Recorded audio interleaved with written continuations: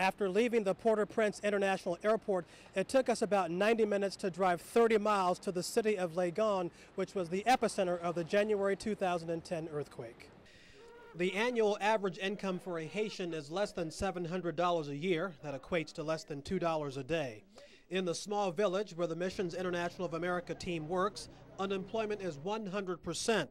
So when Dr. J, as the villagers call him, comes to the Savonette, they know there will be work to do.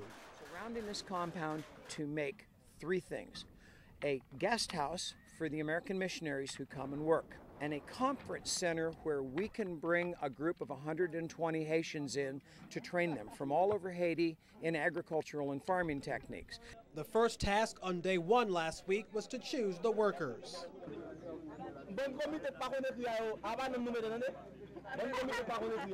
The original plan was to hire 50 workers, each to be paid $10 a day for 4 days. 120 men showed up, so Dr. J decided to hire an additional dozen men. And as the last few names were called out, tensions flared when some realized their name would not be called.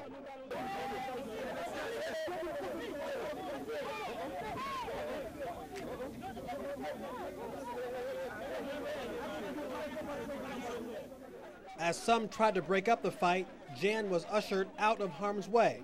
She was determined to complete the hiring process, but realized that everybody needed a time out.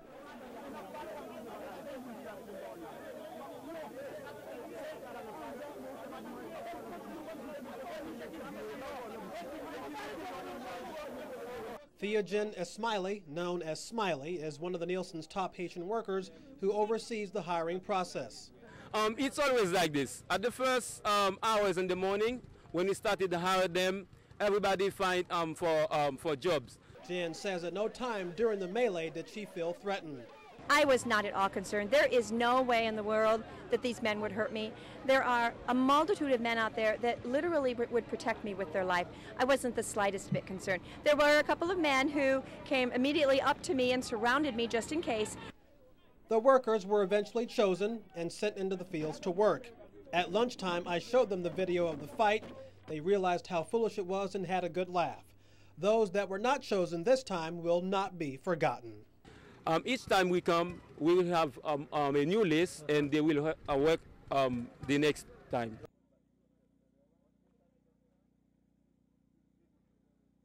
Around 11 o'clock this morning, NBC 24 went to the Westmore apartment complex on North Burn Road, where we met with office manager Pat Jones, who could not believe that for a third consecutive day, the carcass was still lying on the ground. Well, the stench is getting worse, and it's going to be coming into our apartments. People here are anywhere from 75 to 95 years old. None of them are capable of dragging a deer out to the road. NBC 24 made a phone call to a spokesperson in Mayor Bell's office who promised prompt action. Around noon, a worker from Streets, Bridges, and Harbor showed up, but he said he did not have the right truck and would have to go and get it. And so residents, eager to get their July 4th barbecue started, waited patiently until the worker returned. We're having a 4th of July picnic with about 35 people, so it's not going to be pleasant sitting out or eating and looking at a dead deer. Around 1 p.m., the city worker returned and, after a few minutes, lifted the dead deer onto the back of his truck and started on his way to the animal's final resting place, the city landfill. And while there is some dispute about whether the carcass was on public or private property, resident Terry Steffen says it shouldn't have taken this long. Either way, this thing should have been gone Saturday. It shouldn't be sitting out here for 3 days in the sun and creating this health hazard for everybody. Everyone is happy the deer is gone and the July 4th barbecuing can begin. Our main concern, of course, was the children over here playing on this playground. This thing is a health hazard, but it also is inconvenient for us because we're having our cookout and that smell is coming right across the way there. Mike Zhang has come a long way in a short time. For 3 months, he sat in an immigration detention facility near Cleveland, where each day he lived with the fear that at any moment he would be taken from his cell and put on a plane back to China.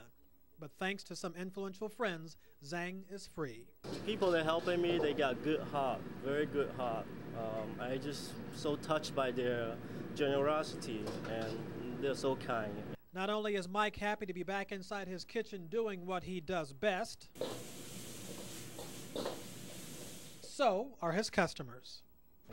I'm very happy that they opened. I've been coming here for years. Oh, the food is great. Tasty, reasonably priced, and just terrific. When Mike was taken into custody in September, one of the first people to call his wife Sherry with the offer of help was former Toledo Mayor Carty Finkbeiner. And then to have the husband, Mike, on the verge of being departed back to his home country when he and his wife and children have been here and so much a part of our culture for the last few years with this dynamite restaurant that we're standing within the doors of right now, that just seemed terribly unfair. Zhang's case is not over. He will have a hearing before a federal panel in Cincinnati sometime next year. Mayor Finkbeiner urged them to keep in contact with local politicians. But we don't want to take anything for granted. We want to keep them working with Marcy Kaptur, our 2 United States senators, immigration authorities. I hope that I can able to stay here and do what I'm doing, and we'll go from there. As long as I can stay here, everything will be okay. This family represents it, represents that work ethic and that attitude and that spirit. So God bless them. There they are right back there. God bless them. God bless you for bringing this message to all of the people of Northwest Ohio. Hubert Wiggins, WNWO News.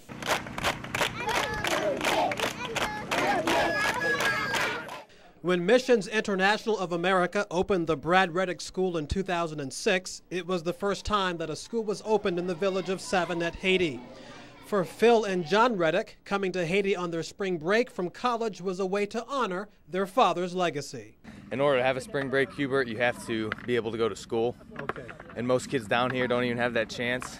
It's just such an honor to come out here and be able to work for something that is named after my father. For 4 days, under the blistering hot Haitian sun, the Reddicks worked alongside the men of the Savonette in the fields, moving rocks and trees.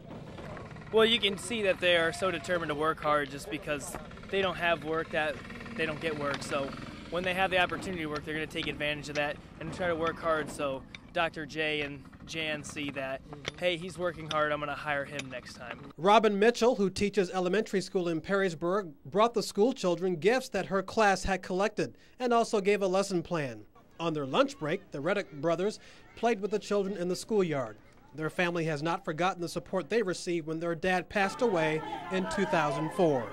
When he passed away, everyone came together and gave us and helped us, and now it's just a way to share that love that was shared towards us. The Reddick brothers were impressed that some of the young men were planning to use the money they earned to pay for their schooling. And that's the difference between a country like America and a country like Haiti is we take money for granted and we're a very materialistic country, and out here they can't hardly afford needs, and so when they do finally get money, they use it to things that will hopefully better themselves in the future. A half-mile away from the Brad Reddick School is an orphanage that is home to over 60 children. Students from Owens Community College made dresses for the girls at the orphanage. Owens student Brad Fields delivered the dresses to the girls, who were all very excited. Ooh, I like this one. Ooh, that's pretty. Oh, it was awesome. You know, you could tell they really wanted it. And like Jan was saying, they never had a chance to go shopping and be able to choose their dresses. And so we had such an abundant and different varieties, they actually got to choose 2 of them for each one of them. Okay. 5, 4, 3, 2, 1. Okay. The video does not lie. 2 Toledo police officers are seen trying to subdue 14-year-old Trevor Casey. Here, the officer's hand is covering the teen's mouth. When the officer removes his hand, the boy's face can be seen covered with blood. In my opinion, one officer could have subdued him even if he was resistant or doing anything remotely close to that. He's only 120 pounds. Them officers, as you can see, is 250 plus with muscle. Toledo police so far have been silent on Friday afternoon's events. Witnesses say the teen angered the 2 officers by not quickly following orders to leave the area. Trevor's older sister has not been the same since seeing the video. I was sick. There was no words for the way I felt and what they did for me. This is the spot where 14-year-old Trevor Casey can be seen on the video being choked and beaten by the 2 officers until Casey's bruised and bloodied body falls motionless to the ground. My mother spoke to him while he was in the juvenile detention center, and he said he could feel the life coming out of him. You know, just for my little brother to say that, that makes me feel a lot of resentment, you know, a lot of anger. That anger is aimed directly at the two officers. I believe and I feel and I know, you know, it's wrong for me to feel the way I feel. But I want them to experience what we experience in our family. I want them to feel all the pain that they put my brother through, everything that they did to him. I want them to have to experience all of that. To you, Laura, 45 seconds. That is the amount of time that elapsed from the moment Alfred Evans walked into the Bengals Food Mart on Airport Highway, handgun drawn, demanding money, and until the moment he lay dead on the floor, having been shot to death by the store clerk. It was the latest and deadliest in a string of gun battles between store owners and would-be robbers. Well, since I came to you at the top of the hour, there's been some activity behind me, and Adam is going to zoom into the top of this grain cell. Less than 48 hours after one of the most devastating tornadoes in the history of Ohio tore through this small community, residents beginning the slow, painstaking process of picking up the pieces.